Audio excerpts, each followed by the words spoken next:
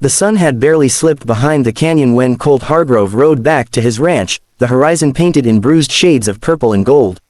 His horse's hooves thudded against the dry earth, stirring up swirls of dust that caught the dying light. Colt's hands were cracked and raw from a long day, his shirt clinging to him with sweat and the faint sting of blood from a fight he hadn't started but had damn sure finished. The land was his father's before him, and he'd defend it until his last breath. That was the way of things out here. As he reached the old wooden gate, the silence struck him. Usually by this hour, the crickets had begun their nightly song, and the wind carried the low hum of cattle settling in the distance. But tonight, there was only stillness. Then he saw it, thin gray smoke rising from the direction of the creek. It was too late for travelers to be camping, and too close to his home for comfort. Colt's instincts sharpened, his hand slid to the worn handle of his revolver. He led his horse quietly toward the water. The firelight flickered between the cottonwoods, throwing long shadows that danced across the grass. And there, kneeling beside a dying flame, was a woman. Her hair hung loose and tangled around her shoulders, her shawl torn, her face streaked with dirt. Her clothes were fine once, but now clung to her like rags.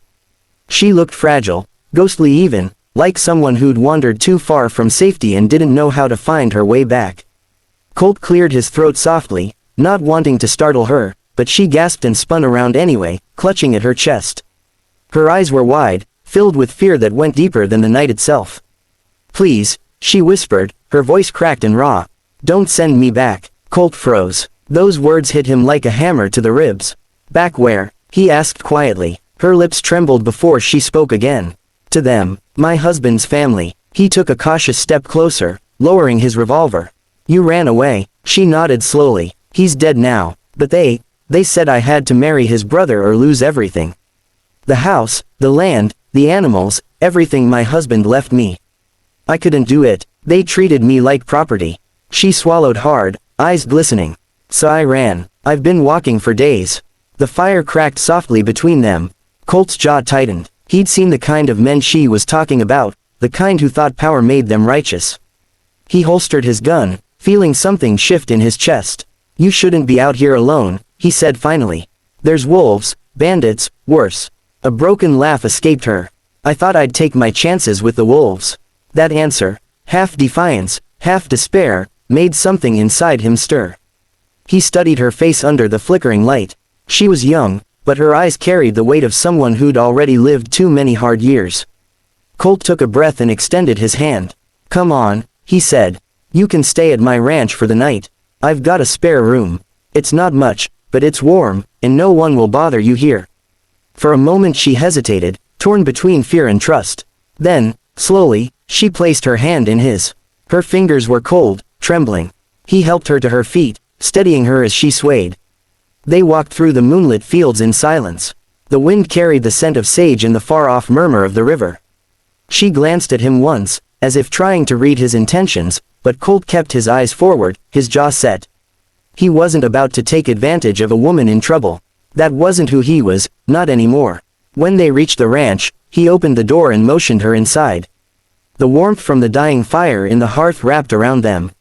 She looked around the small, tidy cabin, wooden table, old rocking chair, a shelf full of his sister's forgotten books. Her gaze softened. "You live here alone?" she asked quietly. He nodded. "Been that way since my pa passed. My sister married off and moved east." She set her shawl on the back of a chair, her shoulders slumping as if a great weight had finally fallen off. "It's peaceful here," she said.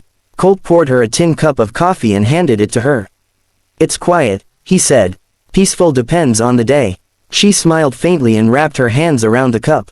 "Thank you, for not asking too many questions." "I don't need to," he said. "You look like someone who's had enough of being questioned."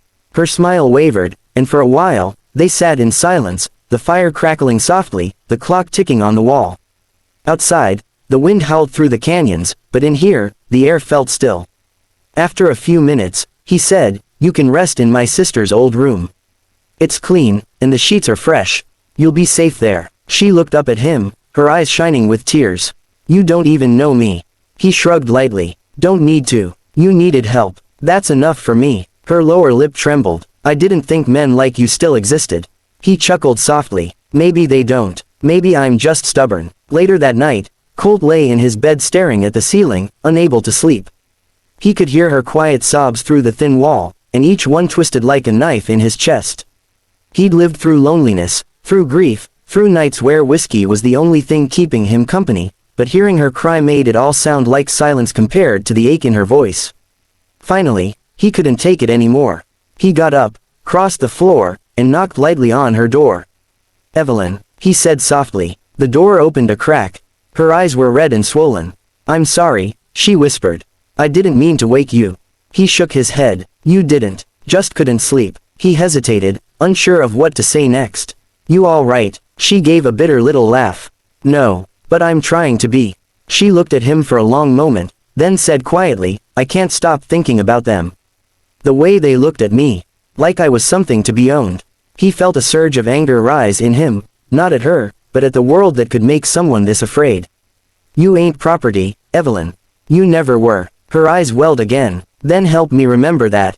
Just for tonight. Help me feel like I belong to myself again." The words hung between them, trembling like the flame of a candle. Colt's breath caught. He should have stepped back. He should have told her she was confused, hurting, vulnerable. But the truth was, he understood that kind of brokenness all too well. The need to be seen, to be touched, to feel human again. He stepped closer, slowly, careful not to frighten her. His rough hand brushed a strand of hair from her face. "Evelyn," he said quietly, "I ain't gonna take what ain't freely given." Her voice shook. "I know. That's why I'm asking." Something inside him cracked open then, not out of desire, but out of mercy. Out of the deep, aching tenderness of two souls who'd carried too much pain alone. The night wrapped around them, the crickets singing their soft hymn outside, and the world seemed to pause just long enough for two broken people to find warmth in each other's arms. It wasn't wild or desperate, it was gentle, healing, almost sacred. Her tears fell against his skin, and he held her tighter, whispering that she was safe, that she was free. And for the first time in years, Colt felt alive again. When the morning came, sunlight poured across the floorboards. Evelyn slept peacefully against his chest, her face finally free of fear. Colt lay there quietly, brushing his thumb over her hair, and whispered to himself, "You're safe now. I promise." Outside, the world began to stir, the sound of horses, the wind through the grass, but inside that little house, time seemed to stand still. That night had changed something in both of them, though neither could say how or why. It wasn't just the comfort they'd shared. It was the way two strangers, battered and lost, had somehow found something that felt like hope. Morning light spilled across the wooden floor, turning the air into a warm haze of gold. The smell of coffee drifted through the small kitchen, mingling with the faint scent of lavender soap and fresh bread. Evelyn stirred slowly in the bed, sunlight brushing against her face. For the first time in years, she woke without fear gnawing at her chest. For a fleeting moment, she almost forgot where she was. Then she turned her head and saw Colt sitting by the window, hat in hand, staring out across the endless plains. He looked like he'd been awake for hours. Her voice was soft when she spoke. "You didn't sleep." He turned slightly, offering a faint smile. "Didn't need to. Just wanted to keep watch." Evelyn sat up, clutching the blanket around her shoulders. "For me, for trouble," he said simply, but there was a quiet weight in his tone that said both were true. Before she could reply, the distant thud of hooves cut through the calm morning air. Evelyn froze, her face paling. She knew that sound. Too many riders for it to be travelers. Colt was already on his feet, his expression hardening. "Stay inside," he said firmly, reaching for his revolver. "Don't open that door unless it's me." Her heart pounded. "Colt, it's them. They've found me." He gave a single nod. "Then they're about to wish they hadn't." Outside, the sun had barely cleared the horizon when four riders appeared at the edge of the property, their horses kicking up dust. Colt walked out to meet them, calm but unyielding, the weight of his revolver heavy on his hip. The man in front wore a sheriff's badge that caught the light like a mirror. The others looked meaner, hard men with eyes that measured violence like it was currency. "Morning, Hargrove," the sheriff called, voice cold. "We're here for the widow Hart. Her in-laws say she's gone missing, and they've filed a claim for the land she took." Colt stood firm, one hand resting near his belt.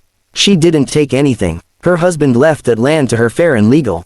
You know it." One of the riders, a tall, sharp-faced man with cruel eyes, spat in the dirt. "She's our family's concern, not yours. You hand her over, or we'll take her ourselves. Colt's expression didn't change. You set 1 foot past my gate, and you'll find out how deep I can dig a grave. The sheriff frowned. You're outnumbered, Hargrove. Don't make this hard on yourself. Colt stepped forward, his shadow stretching long across the dirt. You think I care about numbers? I care about what's right. Inside the cabin, Evelyn gripped the windowsill, her breath coming in shallow bursts.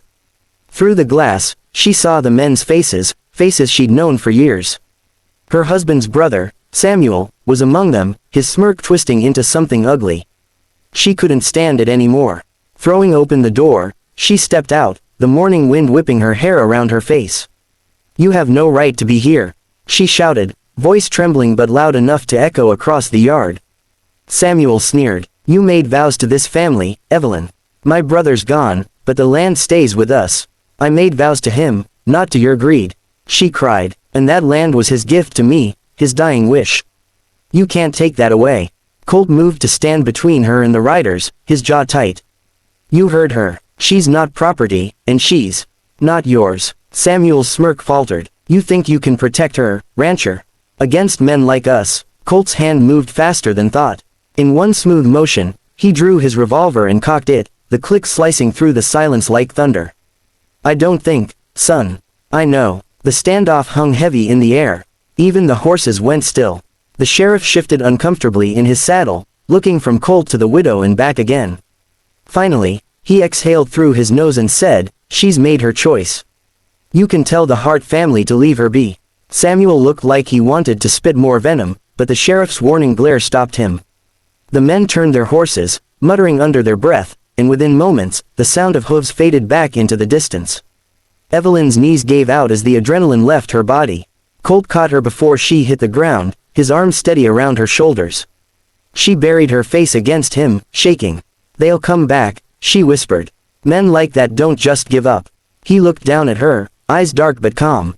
Then they'll come back to find I'm still here. Why? She asked softly. Why do you care what happens to me? He hesitated, then said, because I know what it's like to lose everything. And I'll be damned if I watch it happen to someone who's finally got the courage to fight for herself. She looked up at him, her tears glimmering in the light. You don't even know me. I know enough, he said. You're stronger than you think. Over the days that followed, the ranch settled back into its quiet rhythm. Evelyn stayed, helping wherever she could, feeding the horses, hanging laundry, cooking meals that filled the air with the comforting smell of fresh bread and rosemary. She began to smile again, real smiles this time, not the fragile ones she used to wear like armor. Colt watched her from afar, trying not to let his heart betray him. Sometimes they'd talk late into the night, sitting on the porch while the sky blazed with stars. She told him about her husband, how he'd been kind, gentle, but how his family had always seen her as an outsider. He told her about his father's death, about the loneliness that crept into every corner of this land. One evening, as the sun dipped below the horizon, she planted a handful of wildflower seeds near the porch. He used to say flowers could make any place feel like home, she said softly. Maybe that's true. Colt watched her, the corners of his mouth lifting slightly. Maybe home's not a place, he said. Maybe it's just who you're with when the world quiets down. She met his eyes then, and for a long moment, neither of them looked away. A week passed before the sheriff rode back, this time alone. He dismounted and handed Colt a folded paper. The claim's been dropped, he said. Her in-laws decided it wasn't worth the trouble. Colt nodded. Appreciate you doing the right thing. The sheriff sighed. Wasn't me who did it. Maybe the woman scared them off herself. He gave a small smile before tipping his hat and riding away. When Colt walked back to the house, Evelyn was standing on the porch, watching him. It's over, he said. You're free. Her eyes filled with tears, but this time, they weren't from fear. Free, she repeated, almost as if testing the word. She stepped closer, taking his hand in hers. I don't know how to thank you. He squeezed her hand gently. Don't need thanks. Just keep living. That's enough. She smiled through the tears. Then maybe you should start living, too. That night, they sat together in silence, the sound of crickets rapping around them. The wind brushed through the grass, carrying the faint scent of the wildflowers she'd planted. Evelyn leaned her head against his shoulder, and Colt didn't move. Neither of them said it out loud, but they both knew the truth. The night they met had changed everything. What began as a plea for help had become something deeper, a bond forged in fear and rebuilt in quiet trust.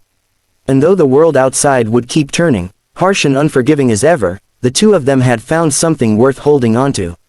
A peace they hadn't known they were searching for. Sometimes, when the wind rose at night and the stars burned low over the plains, Colt would hear her whisper softly beside him, "Help me, claim me tonight."